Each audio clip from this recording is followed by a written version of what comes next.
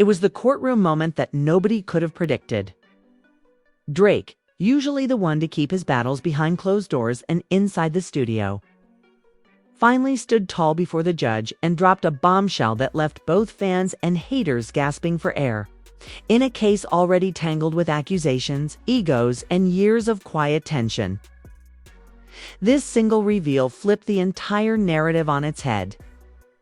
"I'm not holding back anymore," Drake's voice echoed through the chamber, and with that, the floodgates opened. The hearing had already been buzzing with drama, with whispers about secret documents, alleged betrayals, and industry power plays that blurred the line between music and manipulation.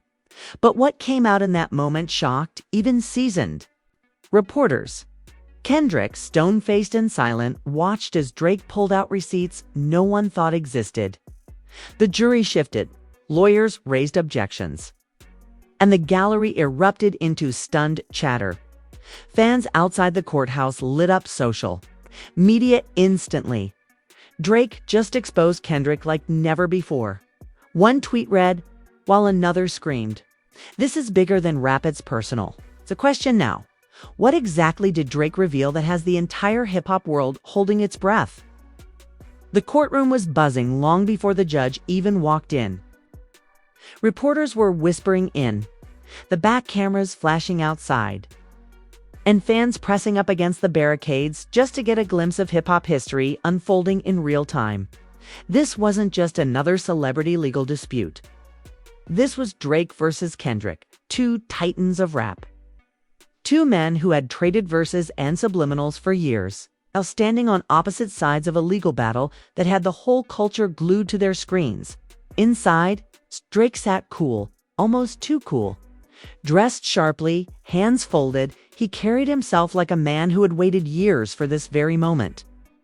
His calmness wasn't arrogance, it was a calculated silence, like he knew he had the ultimate card up his sleeve.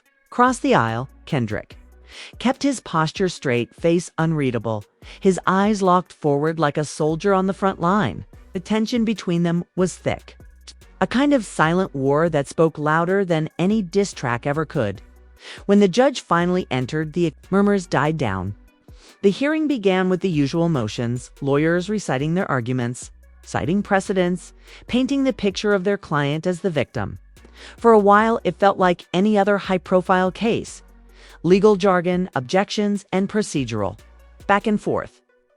But then Drake stood up. Enough of the games, his voice cut through the air. "I've been silent for too long. Today, the truth comes out." The room froze. Even the judge tilted forward, curious about what was about to happen. Kendrick didn't flinch, though his lawyer quickly rose to object, saying Drake was turning the courtroom into a circus. But the judge, sensing the gravity of the moment, allowed him to continue. Drake pulled a sleek folder from his bag, the kind of move you'd expect from a crime drama, not a hip-hop trial. He placed it on the desk, tapped it with his hand, and said, "These are the receipts, and they're not rumors. They're facts." Gasps rippled through the courtroom. The gallery leaned forward, phones ready, though security quickly reminded them no recordings were allowed. Still, people's eyes were glued to Drake as he handed over a USB drive and several sheets of paper to the court clerk. "Play it," he said simply. What came through the speakers was a recording, grainy but clear enough. It was a phone call, allegedly from years back, involving an industry insider speaking about backdoor deals, shady contracts, and questionable moves tied to Kendrick's early rise. The voice on the tape mentioned payoffs, ghost negotiations, and even hinted at betrayals within Kendrick's own circle. The room erupted. Journalists scrambled to scribble notes. Fans outside the courthouse immediately began tweeting updates. Drake just dropped recordings in court.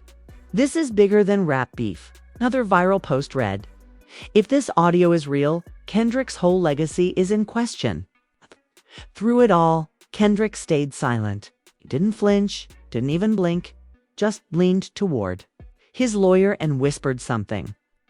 The lawyer sprang to his feet. "Your Honor, this is irrelevant to the case at hand.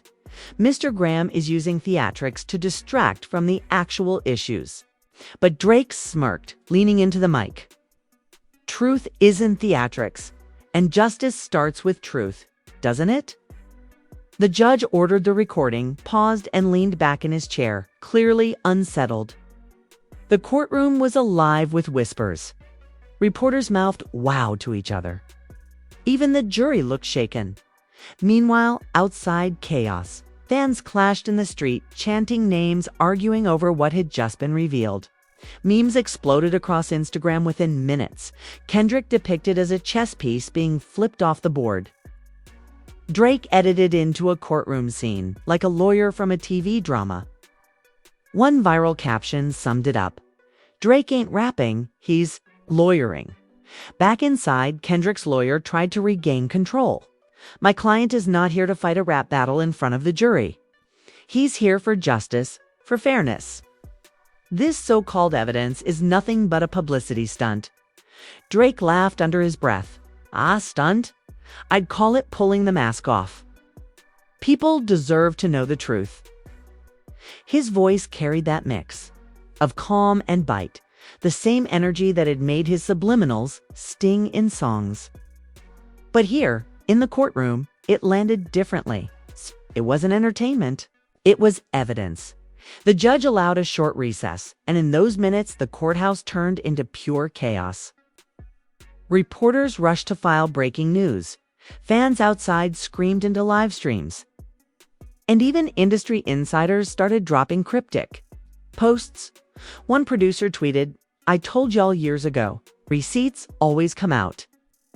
Another rapper posted an eye emoji and nothing else, letting fans spin theories on their own. Back in the hallway, a fan screamed at a camera crew, "Man, I thought this was just beef over music, but this feels like betrayal on a personal level." Another said, "Drake ain't battling on tracks no more. He's battling with evidence." Kendrick walked out with his lawyer by his side, face unreadable, refusing to answer questions. The silence only made the speculation worse. Some fans thought his calmness was strength. Others thought it was guilt. Drake, on the other hand, didn't even step into the hallway. He stayed inside, talking quietly with his team, his expression never breaking from that same quiet confidence. When the recess ended and everyone filed back in, the tension was even higher than before. Journalists whispered about leaked emails that might be coming next.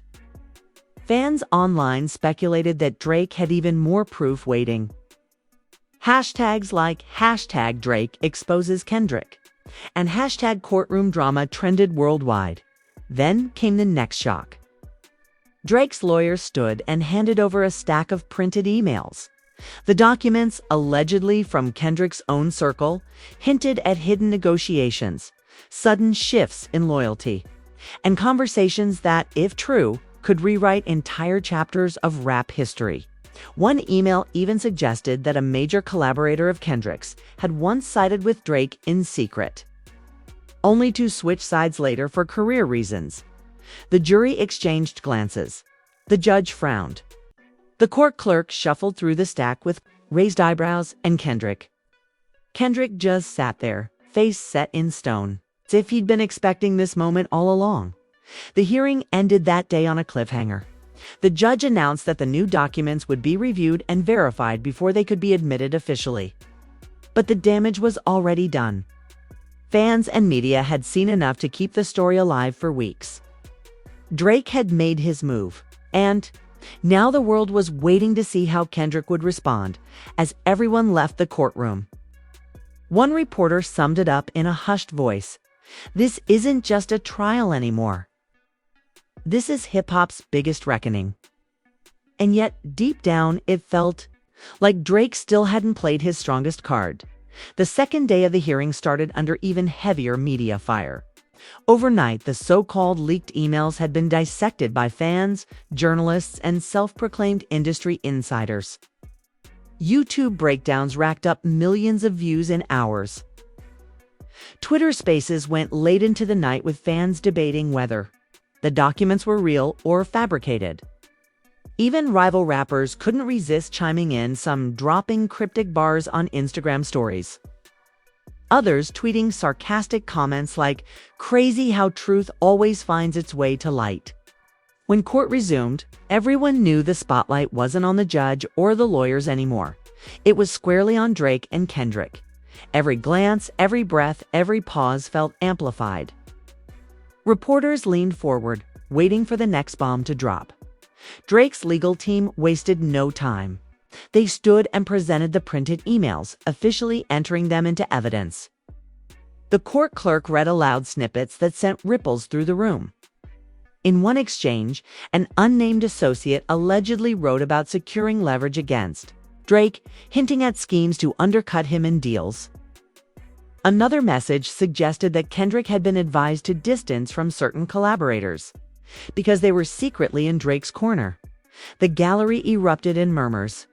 It wasn't just about money anymore. It sounded like betrayal, like a chess game being played in shadows. Fans inside the courtroom couldn't contain themselves. One whispered loudly enough to be overheard, "Yo, this is some reality TV type drama," another muttered. "Man, this ain't hip-hop beef. This is politics." Kendrick's lawyer stood tall, demanding that the emails be dismissed until proven authentic. He argued that Drake was manipulating the narrative, dragging personal conflicts into a legal setting. "This is not a stage for Mr. Graham to air his grievances," he said sharply. "This is a court of law." But Drake leaned forward, speaking directly into the mic.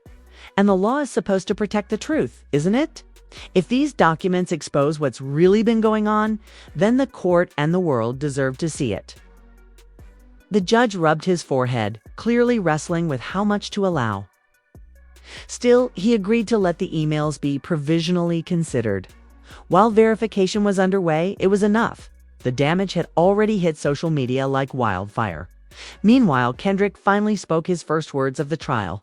"All these papers, all these so-called recordings, they don't change the fact that real recognize real. And if people think I built my career off lies, let them believe it. The truth has a way of surviving." His voice was calm, but there was an edge underneath, the kind that made even Drake sit back for a moment. Fans outside reacted instantly as reporters ran the quote. One shouted, "That's classic Kendrick, man.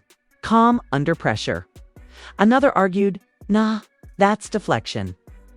He knows Drake got him cornered." Inside, the energy only got hotter. Drake's lawyer brought up financial statements tied to the same timeline as the emails. The suggestion was clear. Money had moved in ways that raised questions. Funds were redirected, contracts renegotiated, the lawyer stated, and every path leads back to our opposition. The courtroom grew louder, forcing the judge to bang the gavel repeatedly. "Order," he shouted. But the chaos couldn't be contained. This was no longer just a trial. It was a spectacle. As the day dragged on, more names were dragged into the mud. Producers, managers, and collaborators were suddenly part of the narrative. Some were accused of playing both sides, secretly feeding information to Drake while working with Kendrick. One email even implied that a family member of Kendrick's had tried to intervene, warning him about hidden hands pushing him toward the wrong people. That revelation stung. The gallery gasped audibly, and Kendrick's face finally cracked just for a second. His jaw tightened, his eyes flickered. Drake saw it. The lawyers saw it. The fans saw it. It was the first visible crack in Kendrick's otherwise stone-like composure outside. Media spun it instantly. Kendrick finally breaks. Hashtags like #KendrickCracks and #DrakeReceipts trended globally. Fans debated whether his reaction was proof of guilt or just frustration at being dragged through the mud. During a recess, reporters cornered Drake's lawyer. "Do you think Kendrick has anything left to defend himself with?" one asked. The lawyer smiled faintly and replied, "We haven't even shown our strongest piece of evidence yet." That single line set the internet on fire. Inside the courtroom, Kendrick's lawyer grew more aggressive. "Your Honor, this entire proceeding has been hijacked." My client is being tried in the court of public opinion, not in the court of law. We demand that the jury disregard these baseless theatrics. But the judge, though visibly uneasy, said he could not erase what had already been entered. The jury had heard it. The world had heard it. We will proceed cautiously, he said, though his voice betrayed the weight of the moment. By late afternoon, the hearing reached another boiling point. Drake's team hinted at an upcoming witness, someone from Kendrick's own past, someone close enough to know details the world had never heard. The name wasn't revealed, but the mere tease of it was enough to send shockwaves.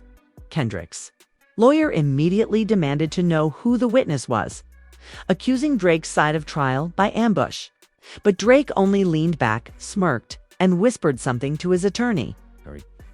The crowd in the gallery leaned forward, desperate to catch a clue. But nothing more was said. That silence spoke volumes.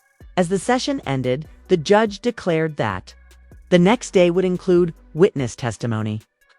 The announcement sent the entire courthouse into frenzy. Reporters filed urgent headlines. Secret witness to testify in Drake versus Kendrick case. Fans on social media speculated wildly. Was it a former producer? A family member? A manager turned enemy? One thing was certain. Whatever came next was going to be explosive. And as Kendrick left the courtroom, cameras caught his expression for the first time all day. A flash of frustration, maybe even fear. Drake, meanwhile, stayed behind again, calm and composed, as if everything was going exactly according to plan. The world waited, holding its breath. Tomorrow, the witness would step forward. And nobody knew whose side they were really on. The third day of the trial felt less like a hearing and more like the premiere of a blockbuster movie.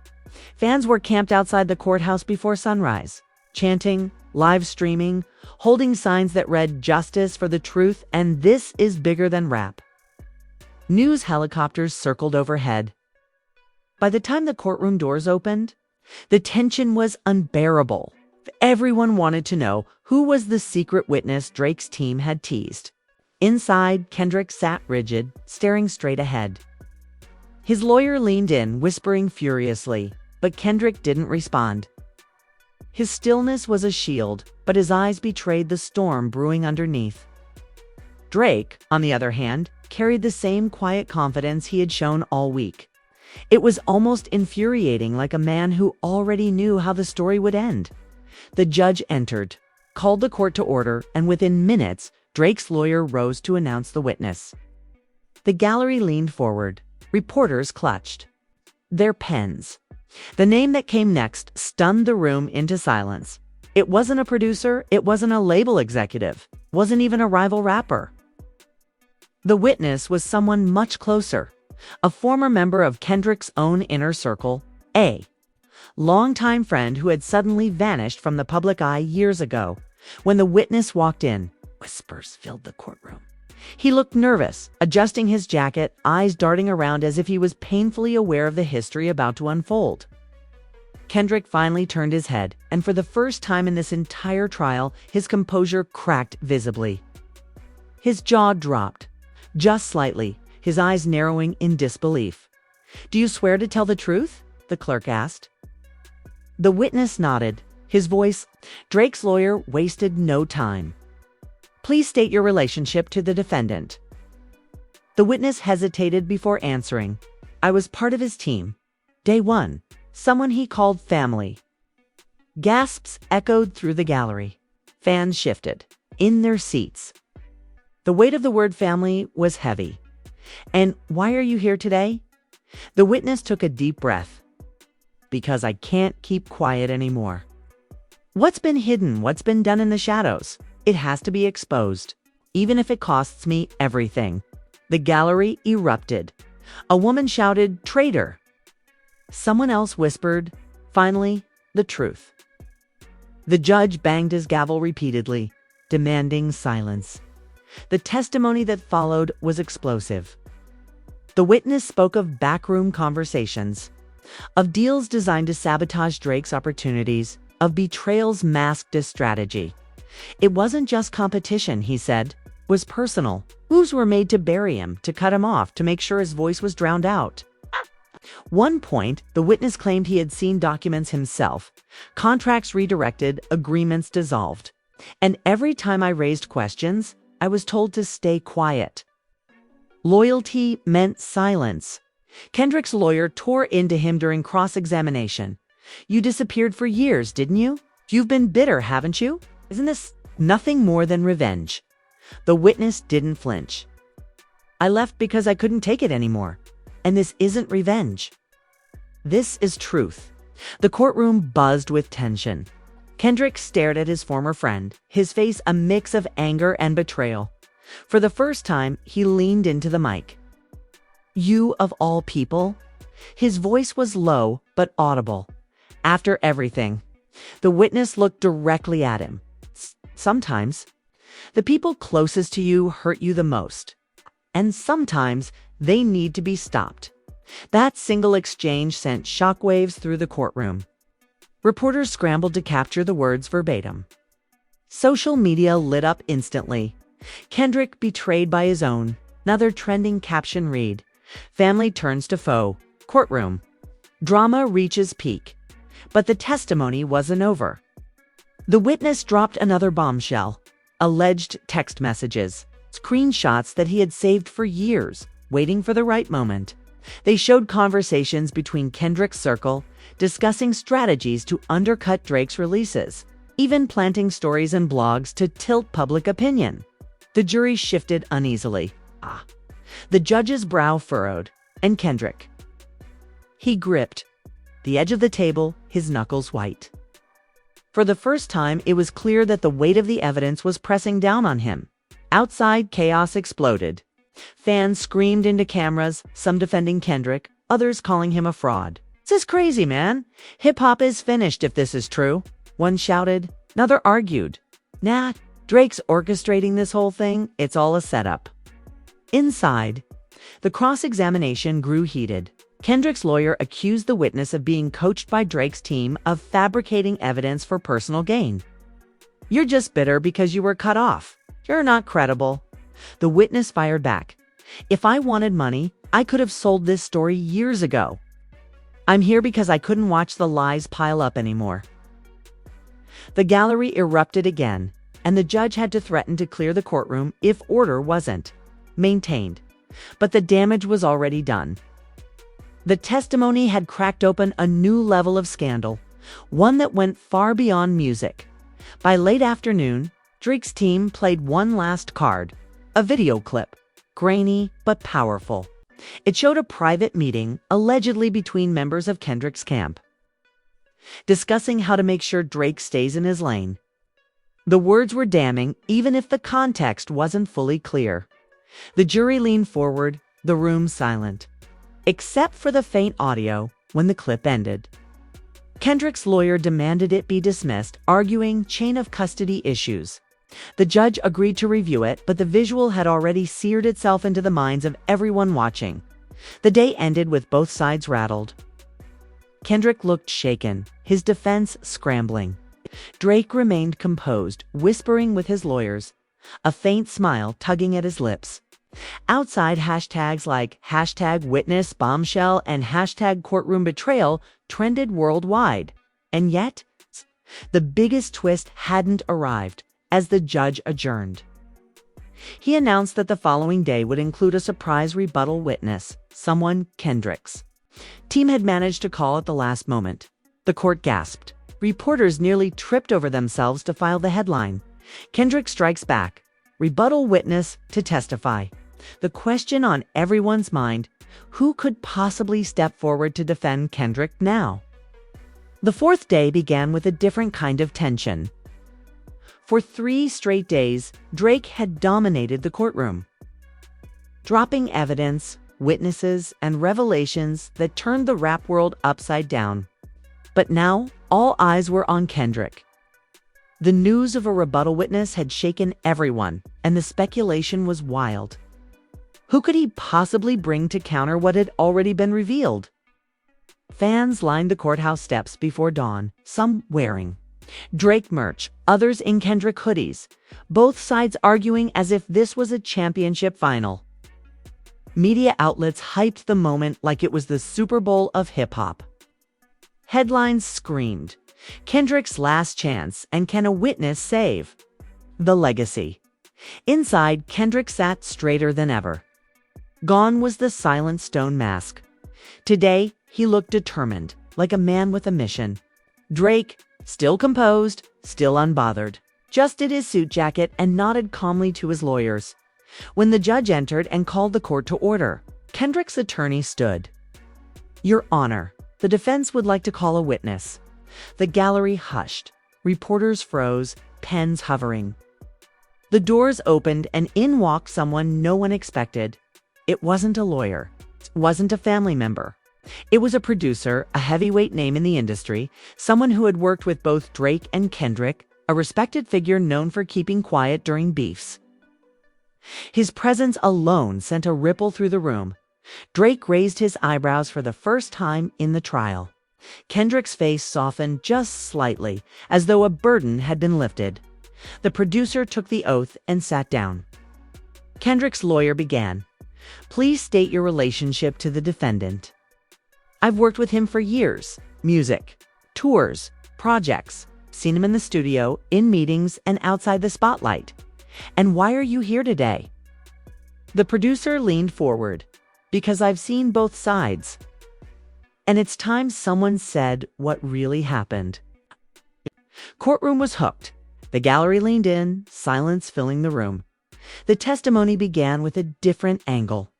The producer claimed that while there had been shady dealings and questionable moves, not everything was as it seemed. A lot of those emails, out of context, those recordings, they don't tell the full story. The industry is messy, and people manipulate narratives for their own gain. Drake's lawyer jumped up. "Objection. Speculation." But the producer held his ground. "Speculation. I was there. I was in the rooms where these conversations happened. And I know for a fact that what's being shown here is only half the truth." The judge allowed him to continue, and what followed was a bombshell twist. The producer suggested that some of the so-called receipts Drake presented may have been planted or leaked selectively to paint Kendrick in the worst light possible. "It's a chess game," he said. "And sometimes the board is rigged before you even sit down." The courtroom buzzed with disbelief. Reporters scribbled furiously. Fans outside glued themselves to livestream updates. For the first time, Drake's composure flickered, just a brief tightening of the jaw, but enough for people to notice. Kendrick looked at the producer with gratitude. His lawyer pressed further. "Can you explain?" The producer nodded. "I've seen how blogs were fed stories, how narratives were pushed. I've even seen contracts manipulated to create division. This wasn't about one man versus another. It was about the industry itself, using them as pawns." The gallery gasped. This wasn't just about Drake or Kendrick anymore. Still, the damage was done. The testimony created doubt. For the jury, for the public, for the culture. Drake's evidence was powerful, but the suggestion that it was manipulated shook confidence. Kendrick's silence now looked less like guilt and more like restraint. As the day closed, the judge announced that final arguments would begin the next morning. Both sides would make their last case, and then the court would deliberate. Outside, fans clashed harder than ever. Some shouted that Drake had already won, that the receipts couldn't be denied. Others claimed Kendrick was the victim of a larger setup, that the producer's testimony revealed the real enemy. Hashtags like #TruthInCourt and #IndustryExposed trended globally. Inside, as the lawyers packed up their files, Kendrick finally looked at Drake. Not with anger, not with fear, but with something colder. Resolve. Drake met his gaze, smirking just faintly. It's fun, as if daring him to fight back harder. The tension between them was electric. It's an unspoken promise that no matter what the court decided, the battle between them wasn't ending here. And as the judge left, the bench, the gallery, buzzing with disbelief. One question lingered heavier than ever. When the final verdict came, would it settle the feud or ignite a war bigger than anyone imagined? The courtroom lights dimmed as the final day drew to a close, but the echoes of what had been said still hung heavy in the air. Drake had exposed recordings, emails, and a witness from Kendrick's own circle, shaking the foundation of hip-hop. Kendrick had fought back with a surprise testimony from a respected producer, flipping the narrative toward the industry itself, raising the question of who was really pulling the strings. The judge's final decision was postponed, leaving both sides locked in a stalemate. For fans, it was both frustrating and intoxicating. Outside the courthouse, debates raged like wildfire. Some insisted Drake had already proven his point beyond doubt, that Kendrick's legacy had been cracked forever. Others argued Kendrick had revealed the bigger truth, that both men were pawns in a deeper game none of them could fully control. What came next wasn't just about a verdict. It was about trust, about reputation, about how far the hip-hop world could bend before it finally broke.